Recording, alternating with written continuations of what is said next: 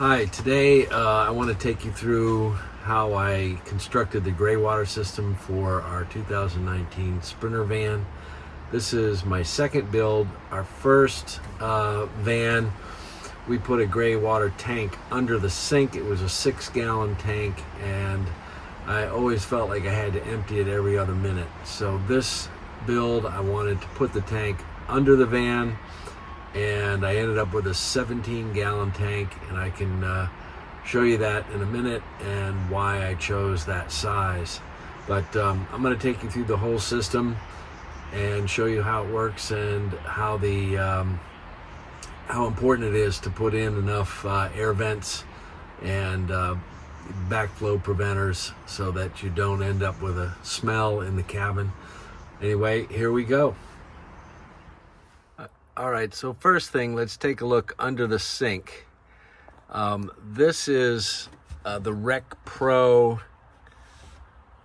P-Trap, and this is a waterless P-Trap. I have a piece of foam here just holding up this little shelf for our paper towels and napkins and that kind of thing. So that foam has nothing to do with it, but the P-Trap is here. The sink comes down through the P-Trap. And this has a built-in mechanism membrane that prevents any odors from coming back up through the system. And this could be mounted also horizontally. Mine, just the way it laid out in here, I've made it vertical. Back here, you'll see my 1.5-inch PVC pipe coming up, and you can see the vent. That's a one-way vent there at the top. Again, no odors come back through there, but it allows air into the system so that drainage is proper. It heads down here through the cabinet, and I'll show you some images of how this connects through the bottom of the van. Here is the waterless P-Trap that I ordered from Amazon. I think you can get it from a variety of sources, but you can configure it both vertically and horizontally. So I definitely recommend this part for your P-Trap. This is the air admittance valve for under the sink, and I highly recommend this valve after doing a lot of research on various options. Here's the hole for my drain line. I've painted it with Rust-Oleum. This is the pipe that's going through the floor. I've got that coated with a silicone, and there's a rubber gasket going on the outside. So I'm going to put that in there. Press that down. And then on the back side, the bottom will be tightened down with a rubber gasket. Here's the view from under the van, showing the drain line coming through and attached to a rubber hose that will go to the 17-gallon holding tank. This is a picture of the bulkhead union with washer that I used to go through the van and was able to tighten securely underneath the van.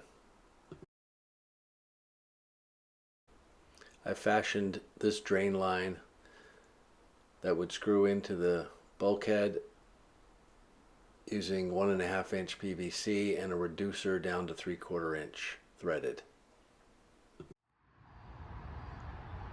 All right, now we're looking at the driver's side of the van, and this 17-gallon tank fits beautifully under there. You can't even see it. It's almost completely hidden from view.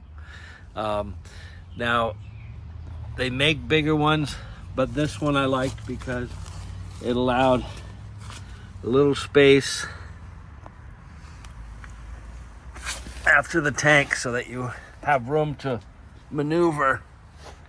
Here's the underneath view, and you can see how the tank fits under the van runs almost all the way up to the front section there. They have a lot of taps in this tank, so you could configure it in different ways. But the way I did it... Here's the underside of the van before installing the tank, and here's me holding the tank in place before I put the brackets on. I have purchased a number of things from Curious Camper Vans, and this was the 17-gallon tank that I purchased, and it fit beautifully underneath the van, so I would definitely recommend it. Now we're looking at the connections that I have at the rear of the tank. Up here, this is my drain line from my sink coming down, and this is a rubber tube. This hooks into the tank right up here. Again, that was a threaded insert, so it was very easy to put that in. Down here, another threaded insert, and then this short piece of pipe and the ball valve, and that allows you to drain it down either into a bucket, or you can attach a hose at the end and drain it away from the vehicle. This kind of seems to just rotate a little bit, makes it a little easier. Up here is another vent I have, and that's so that as you empty this tank, there's plenty of air to fill the space, and it also acts as an overflow. If for some reason you don't empty this in time, it won't come up and back up into your sink or into the cabin. So that's kind of how I hooked it up. These pipes here are actually pipes that they sell for sprinkler systems. So I found that at Home Depot, and in the section where you would find pipes and attachments for underground sprinkler systems. So over the years, I've learned so much from YouTube videos. This is my second build, like I said, and I've appreciated all the posts that people have made for how they did things. I'm hoping this helps somebody who builds a van, gives them some ideas, and again, we learned a lot from having a tank, a holding tank that was too small, and I think the 17-gallon will work out well.